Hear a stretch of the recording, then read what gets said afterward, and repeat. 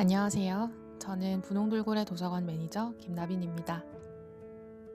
분홍돌고래는 혁신공간 바람 4층에 위치하고 있는 작은 도서관입니다. 공익, 청년, 공동체, 사회적 경제, 인권, 환경 등의 사회과학 서적을 약 4,000권 보유하고 있고 매년 신규 장서를 구비하고 있어요. 문화와 예술, 역사에 대한 책도 충분히 구비하고 있으니 언제든 오셔서 편히 이용해주세요. 분홍돌고래는 주말과 공휴일을 제외한 평일 오전 10시부터 12시, 오후 1시부터 6시까지 열려 있습니다. 소소하게 책 읽어주는 활동가는 작년에 이어 올해 두 번째로 진행되는 분홍돌고래의 책 소개 컨텐츠입니다. 대구의 여러 공익 활동가들이 여러분께 책을 소개해드릴 예정이에요. 제가 오늘 소개할 책은 김초엽 작가의 지구 끝의 온실입니다. 이 책은 작가들의 자유로운 상상력을 응원하는 출판사 자이언트 북스에서 출간된 네 번째 책이에요. 자이언트 북스는 지금까지 재기발랄한 장르 소설을 다뤄왔어요. 앞으로는 또 어떤 책이 나올지 개인적으로 주목하고 있는 출판사랍니다. 김초엽 작가는 한국 현대 장르 소설에서 가장 주목받고 있는 작가 중 한 명입니다. 우주와 미래와 관계와 마음에 대한 SF 소설들로 여러 상을 수상하며 집필 활동을 시작했죠. 대표작으로는 우리가 빛의 속도로 갈 수 없다면 이라는 단편집이 있습니다. 그녀는 동시대의 문제를 작품 속에 녹여내고 과학적 상상력을 사용해 거침없이 표현합니다.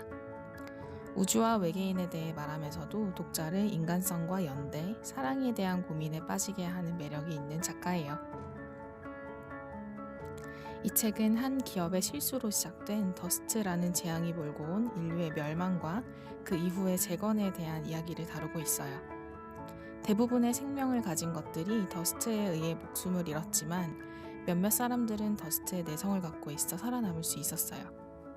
허술하게 남아 돔을 만들어 도시를 보호하는 데 성공한 지역도 있었고요. 돔시티 밖의 사람들은 멸망한 문명의 잔해를 긁어모아 삶을 연명했습니다. 동물도 식물도 찾아볼 수 없는 폐허를 뒤적거리면서요.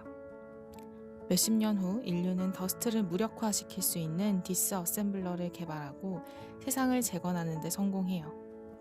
주인공 아영은 재건 이후의 세상에서 더스트 생태학을 연구하는 식물학자입니다. 그리고 그녀는 의문의 식물 모스바나를 만나죠. 모스바나에 얽힌 이야기들을 파헤쳐가던 아영은 인류 재건에 대한 진실과 사람들의 숨겨진 이야기, 그들 사이에 오갔던 약속과 마음을 발견하게 됩니다. 저는 이 책의 소재가 식물이라는 점이 무척 매력적으로 느껴졌습니다. 소설 속 세상은 이미 유기체 비율이 30% 이하로 떨어진 사이보그가 존재하는 극도로 과학기술이 발전한 사회예요.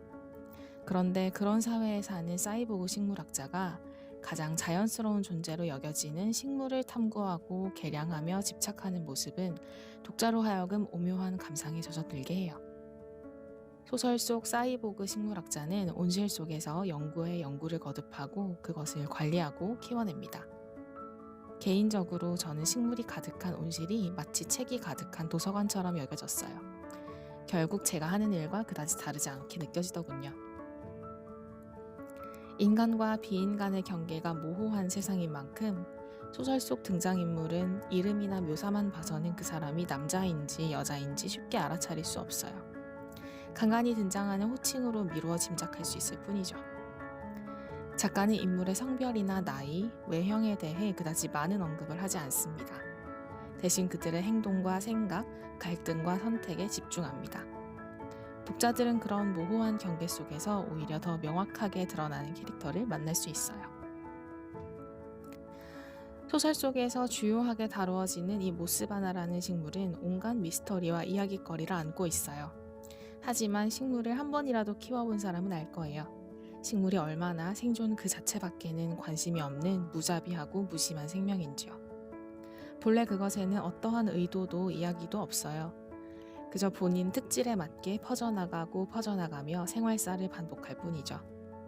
모스바나에게 이야기를 주고 영향을 받고 그것을 구원자로 만들었다가 또 반대로 파괴자로 만드는 것은 모두 인간이에요. 그리고 이런 사실은 소설의 주제와 장르적 특성을 모두 맞물리게 하는 중요한 포인트가 되죠. 결국 그게 소설이 하려는 이야기이기도 하고요. 아마 제가 SF 소설을 소개해서 다소 놀라신 분들도 있을 거예요. 한국 문학계에서 장르 소설의 입지가 크지 않은 것이 사실이고, 아마 여러분들 중 몇몇은 장르 소설이 깊이 없이 진행되는 흥미 위주의 이야기라는 편견이 있을지도 몰라요. 얼마 전까지만 해도 저도 그렇게 생각했으니까요. 하지만 한국 장르 소설계는 최근 10년간 아주 훌륭한 작가를 많이 배출했고, 그들은 아주 적극적으로 집필 활동을 했죠. 그들은 기술과 환경과 인간과 비인간, 소수자들의 공동체와 같은 주제에 대해서 고민한 가치 있는 질문을 던지고 있고, 독자들은 독서를 통해 성실히 그 질문의 답을 찾아갑니다. MZ세대의 적극적인 문화 소비는 장르 소설을 점점 더 성장시키고 있어요. 개성과 창의력, 취향의 세대에게는 아주 딱 맞는 장르니까요. 그들 자체가 소비자이자 곧 생산자이기도 했죠. 마침 세상이 너무 가혹하기도 해서 뭐든지 가능하고 뭐든지 될 수 있는 컨셉과 설정의 세상을 경험하는 것은 그 자체만으로도 큰 위안이 된 것 같아요. 하지만 이것이 도피이기만 할까요? 우리는 상상의 미래 세계에서 우리와 전혀 상관없는 이야기들에 매료되는 것처럼 보이지만 마지막 장을 덮으면서 깨닫곤 합니다. 결국 주인공이 하는 고민과 그 사회의 본질이 현재와 다르지 않다는 것을요. 우리는 SF라는 장르를 통해 손쉽게 제3자가 되어 우리 자신을 객관화시킬 수 있어요. 소설 속 세상이 디스토피아든 유토피아든 그저 그런 가까운 미래 사회든 그곳의 갈등은 지금의 갈등과 다르지 않고 인간은 언제나 고민하죠. 소설 속에서 설정된 우주의 어떤 비밀을 알게 되었을 때는 작가가 생각하는 진실 혹은 진리를 깨닫게 되기도 해요.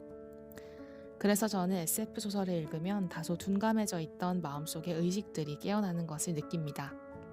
소설 속 사회의 갈등으로 말미암아 우리 사회의 분열과 혐오, 경기 침체와 기술 만능주의, 자본의 세습, 환경에 대한 무심함, 청년들의 취업난과 바닥으로 떨어진 출산율, 부패한 정치를 떠올리게 되니까요. 여러분, 오늘 제가 들려드린 소소한 책 이야기 어떠셨나요? 앞으로 소개되는 모든 책은 분홍돌고래 도서관에서 만나보실 수 있습니다.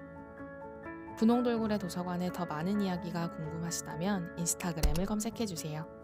여러분의 즐거운 독서 생활을 응원하며 지금까지 소소하게 책 읽어주는 활동가 김나빈이었습니다.